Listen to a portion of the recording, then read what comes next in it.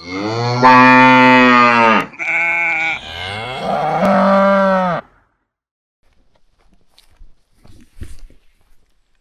afternoon, it's me. I will admit, we've not put a video out for about 4 or 5 months. It's hard work doing YouTube videos, especially when hardly anyone watches them, although we do appreciate the people that do watch them. They might be boring, they might not be boring, I don't know, but listen, I'm putting this out because I think you all need to be updated, all 3 or 4 of you that watch these videos. First of all, as I walk down to the gate, let me tell you what is the most recent thing that's happened. Firstly, our lease. We've signed it, they've not signed it, so I chased it through the week there, and they're going to chase Roxburgh and all these posh people that need to sign the paperwork, because we need that back if we're going to apply for significant amounts of money. Speaking of which, we have been busy, by the way, these past 4 months, and I'm going to show you what we're doing, but in between times I'm going to tell you the other stuff that's been going on off-site. So we applied again for lottery awards for all money. This is the 3rd time we've had interactions with the National Lottery, and I'm not happy. Which some may say is my default position, but it's not. But I think there may be some intrinsic systemic issues with lottery funding and extreme rural, which is what we are. We don't have a community, we're not a village hall, obviously, with extreme rural projects, and we'll get to that in a wee second. I had an initial conversation with someone about a big application for the roof, so that would have been like a big 100,000 plus application, and basically was met with a bureaucratic no, and it was all about community. Okay, and that's important. So I've applied twice for Awards for All money. Awards for All, by the way, if you don't know, is the National Lottery's small awards scheme. I think it's up to £20,000 now. It used to be 5,000, but they pumped it up because, you know, inflation and the cost of living, it's all crazy just now. And basically, it's supposed to be easier to get, except it's not. It's a bit of a pain, and I think that there might be issues there, and I will feed back to them. I already have fed back to them the last time, but obviously, I mean, who would listen to me? You're not even listening to me, so who would listen to me? Anyway, let's pause that for a second, and as we approach the gate, here's the gate, that's the gate, and this is some of the things that we've been doing, or I've been doing over the past few months. There used to be a ridge there, well, it was an extension of this, so there's a ditch there, a drainage ditch, and then there's this ridge, and you certainly can't drive up that, it's not that high. So we hired a digger, and one of the jobs that we did was we scraped all this out of the way. There's a big tree stump there, it's over there now, and the idea is that cars would come in here, use your imagination, cars would come in here, and instead of going along there to that tiny area along there, they would go up there and get stuck. No, that's not what's going to happen. What's going to happen is up there, somewhere up there, we're going to create a bigger car park, a flat car park. The idea being for better access to the site generally, but also maybe to hire out spaces to van lifers. It's really nice down here, it's very remote. Services down here wouldn't be massive amounts of it, no toilets or like waste disposal or anything, but it's very quiet. So they could come down here, 5 or 10 quid a night, barbecue area, a place to sit out, up there, but also parking for anyone using the site as well. We would juggle that. Honestly, it's never that busy. So we also flipped that back over, and that was highly entertaining, exceedingly satisfying. I'll maybe put I put a reel up for a short or something. Who knows? I don't know, I'm old. I put that up on Instagram and or Facebook and or YouTube. Don't know. I'll put that in now if I can find it.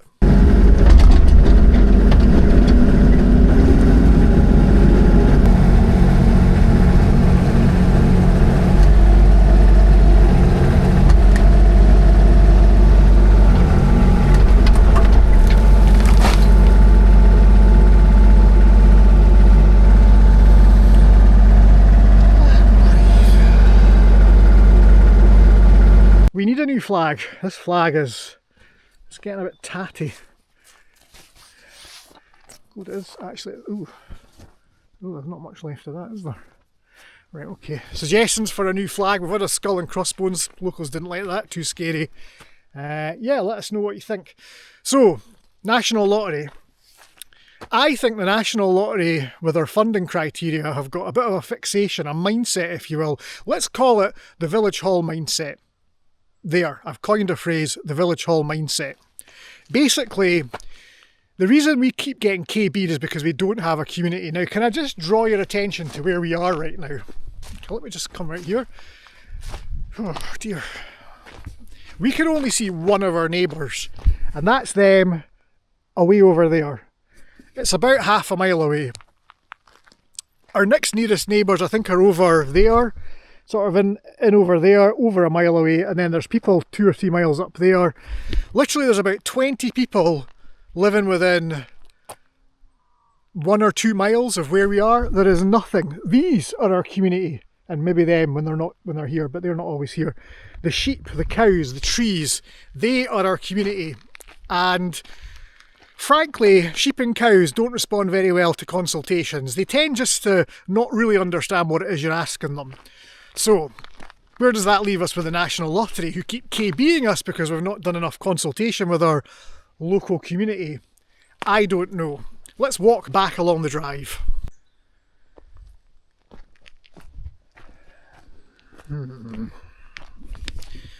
So as we walk back along the drive, let me finish off my National Lottery Lotto funding story. Basically, they've said that we didn't do enough consultation with the community. I think that's what they're saying. And what I have tried to understand, I've asked them is do they mean community? Because we don't really have one of those, we're not a village hall. Or do they mean customer base? Because our customer base is essentially the Central Belt and south of Scotland and north of England. That's our customer base. You know, organisations that are kind of within reasonable driving distance of this venerable old outdoor centre and its grounds, so they can use it for days or for weekends or for long weekends or for weeks maybe. Maybe we can come here for a week, but you know, if you come here for a week with too many people, the septic tank fills up and it overflows and there's jobbies everywhere. Maybe don't do that. Anyway, the point is that what do the lottery people mean by community and what do they mean by consultation? Because obviously I've not done a proper consultation because that's not what I am. But I'm a scout leader, I'm plugged in, I'm on all the forums, blah, blah, blah. And scouts certainly use these. They camp. That's kind of what scouts do. Cadets, although we've never had them here, they do it. We've had DOV here, DOV expeditions. They come through on Deer Street here and they camp here. Sometimes they don't ask, but they ask now and it's all good. Good relationship there. I'm not sure how we consult with them, and I'm not sure why we would spend as much money as it needed to be spent, and I'll tell you about that in a minute, on a consultation asking questions that we kind of already know the answers to. Let me tell you about that as we walk back along here, and then I'll stop yakking about National Lottery. A couple of years ago, the Borders Council put us on to some funders, and we thought, great, we can get some money for like our car park and pass and developing things. And no, the money was purely for viability studies and consultations. So they say, get in touch with these 2 companies. They gave us a list of companies, one in Glasgow, one in Edinburgh, and ask how much a consultation would cost. And it was all about viability. Is there a customer base for whatever it is that you're offering?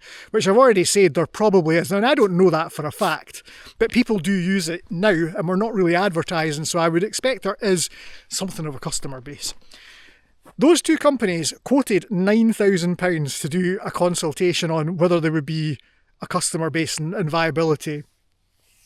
Now, bearing in mind that we only asked awards for all for £2,500, and I know we could use that study for other tranches of funding, but are they really saying that we would need to raise, because we don't have £9,000, we would need to raise it, and it's a lot of work raising them. You know, when you're filling in applications and sending away, bank statements and minutes of meetings and all this pish, it's work, it's a lot of work. So they're saying that we need to raise £9,000 to do a consultation that we can use it in an application to raise £2,500. I don't know about that. So we didn't go ahead with it. We just thought, do you know what? If we can raise £9,000, we would spend it on a car park and paths, and we would hire a digger and do the things that we need to do to actually get the place accessible and more usable, and then we could advertise it officially, properly, in anger, and get people on site using it, and then that brings money in so that we can, develop it and make it yet more accessible, build past all that stuff. And it's proof of concept. People are using it, it's obviously viable. But the National Lottery want a consultation. They want a wider consultation with the community. I've tried to join Facebook groups down in the Jedburgh area, and they let me join, but whenever I post anything about Topher, they just don't publish it. They don't. It's pending. It just stays pending. So I'm not really sure what to do about that. What to say about that? Obviously, I've got a cold. Just bear with me. I'll survive. Obviously, where I'm from in East Lothian, we've got young people that come down and they know us, so there's trust. I can't roll into Jedburgh, a perfect stranger, a man, no less, and oh, what a man, I think we can all agree, and say, good people of Jedburgh, what am I talking about? Good people of Jedburgh, give me your children, let me take them into the woods for activities. That's not going to work. The other thing the lottery people said was that we should maybe they had suggested 2 groups that I think they'd given funding to at some point. And they said maybe we should get these 2 groups down and involved. And these 2 groups, sorry, I'm blethering, but I will stop and show you what we've been doing. These 2 groups were a young offenders group, so young people that had already offended. Fair, we want them on site. Good. And also a group that were at risk of offending. Now, you've seen what we do down here. We've got axes, saws, knives. We stab things, we set fire to things, we drive the lawnmowers. Sometimes we let them use the chainsaws, the older ones, and one-to-one supervision, never on their own. We're doing all sorts of things. We've got a quad bike now. And that's with young people that I know, okay, that I know well, and whose behaviour I'm familiar with, and I've known for a long time. Did they really think that I would be able to do that with young people that I didn't know from that kind of demographic? Not to do down anyone that's in that situation. I'm sure they're lovely people, but no, the liability around youth work these days is enormous. Now, if those groups want to come down and use the ground, run their own activities, then yes, we can probably do that. But I can't do it. There's no way that Gosforby Outdoors, our charity, can do that, and that's what they wanted. Right, I'm going to stop blethering now because I think we've ascertained that the National Lottery are not good funders, and they need to know about that, frankly. Right, I'm turning this off now, but I'll be back in a second to show you my 2 massive holes. So with our digger, we had it for 3 days and I was just down here myself. So what we did was we dug 2, I'm not sure I should show you this because technically, might strictly between you and me, it might be an illegal landfill. But let's not get bogged down in the bureaucracy and detail of what may or may not be illegal in terms of what people plant in the ground. What I'm doing here is I'm growing a mattress tree. We're growing a mattress tree in the hope that we can have a tree that and it buds mattresses and then we can sit. Just don't. I'll blur it out. I don't actually know how to blur things out. Listen, hole 1, hole 2, 2 big holes that may or may not have stuff in them. That cocked that up. So 2 big holes, piles of earth. Don't look behind me, don't look in that hole. Basically we dug 2 holes because we had mattresses to get rid of, which we will put in a trailer. The hole with nothing to do with the mattresses, nothing at all. The mattresses are going to the local tip. Borders Council run an excellent tip service that we can't actually access because they want us to make appointments and we can't go with a trailer. I think they want us to balance the mattresses on top of it. I don't know, but in any case, holes. So we dug 2 big holes. That was good fun. That was easy to do. I must admit, digging holes with a digger. That's why it's called a digger. Excavation, on the other hand, not so easy to do. The other thing that we did was, do you remember what was here? Let me get you orientated. Remember this? This was our initial illegal landfill. We just had a hole here. There used to be a shed here and it got knocked down years and years before we ever came on. So there was a bit of a hole here and we just chucked lots of stuff in it. So what I did was I dug a big hole there, scraped everything into it and realised the hole wasn't big enough, and then ended up just kind of stirring it.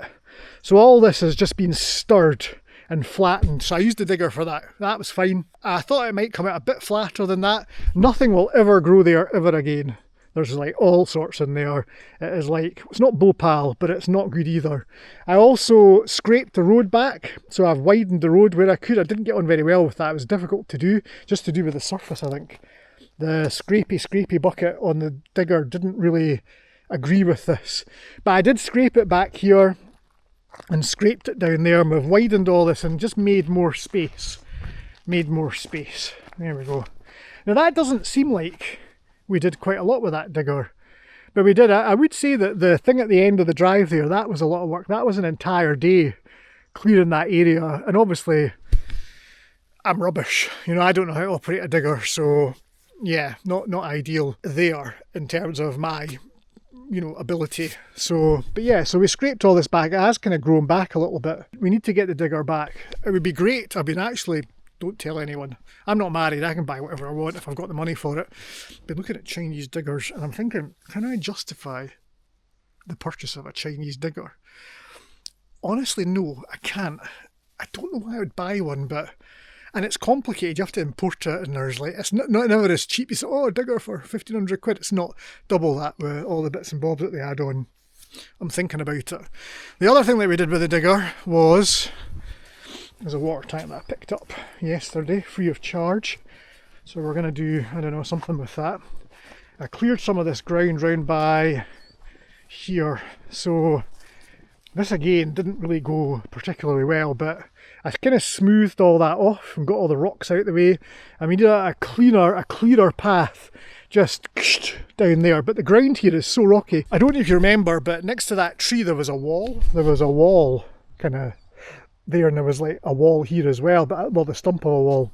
So I hoiked all that out and dumped it. There's bits of it over there.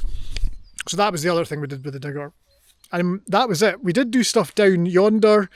Sorry, down, let's point where you can see, down yonder. Down there. And I don't know if you can see through the trees, that apparition in the trees there. We'll go down and have a look at that and then I'll stop the video. I did take the digger down there to try and like terrace some of the ground there, but the digger was too big. I had a big cab on it and the trees were in the way, so I had to stop that. Let's go down there, last part of the video, then I'm stopping because I've yacked for too long and you're probably all...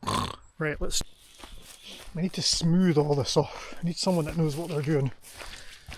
And then path down into the area there. So, and path along here.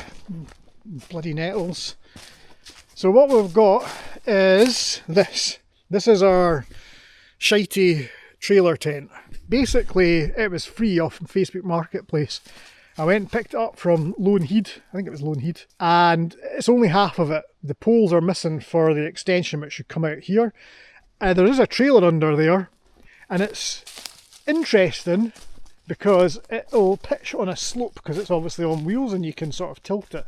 So there's the end of the trailer there. I slept in this when I had the digger, and we had some kids down as well. We had a summer camp of sorts, and as you can see, it's the most impractical, worst possible way really I can think of to actually camp. Shall we have a look inside and see how well appointed it is? Let's have a look.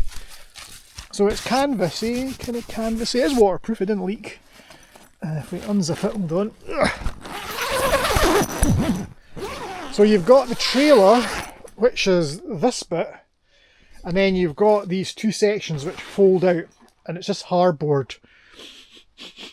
Smells a bit shonky. But it is dry, it doesn't leak. Well, it has leaked over there, and I think it looks a bit damp over there. So basically, these two sides fold out like this, and that folds out like that, and you've got two sleeping platforms here and here. And these have got big voids underneath them. So you can see where, this is where animals can live. Huge big void. And it also means that it is the coldest way to camp, the coldest, most draftiest way to camp. It really, maybe if you pitched it properly. The other thing that it's got is sounds. It's got banging sounds, honestly. It's got speakers. There's a battery in there. That's dead, with another battery. CD player. It's and I think that's a toilet roll. Don't know. So yeah. So a trailer tent. It's, yeah, and you can sit in here with your pals. And that's it. That's the trailer tent. So this is here, I've left it up. Really we got it for the trailer, because we could use the trailer, we could use the chassis anyway, maybe get another trailer to pull with the lawnmowers or the quad bike. Obviously we're getting into autumn, so there will be storms, and at some point I know we're going to come down and this will be lying in a heap. But I will enjoy that in any case. It'll be something to see, and that's it. There isn't really anything else. We've cut a powerful amount of grass as we normally do, trimmed a lot. I'm really short of youth volunteers, youth members just now. I'd like to get more young people to come down, because currently it's a lot of work. It's a lot of work. It just is. The middle group, they've all gone to university for the most part. The younger group, they've just kind of split off. They're doing their own thing. They're like 17 now, so they're driving, and I think they've discovered girls. And adult TikTok, you know, like Pornhub. They're totally getting around the online safety bill. It is not an issue for them. I've got a younger crowd in Scouts. They're like 11 and 12 coming down, but there's only two or three of them. And to be honest, I can't reasonably give them a strimmer or a chain. I wouldn't give them a chainsaw anyway, but you know, they're too small. Yeah, I'm trying to get them into the way of this. So if anyone knows anyone, adults as well, that might want to be involved in this project, and bear in mind you get access to everything here as well. You just need to be recommended, come with references, let me know who you are and we'll get you involved. Really keen to have young folk down as well. We're running camps at the weekend to raise funds and to get them down here. They're not work camps. I'm not saying that people would come down and just like dig holes all day.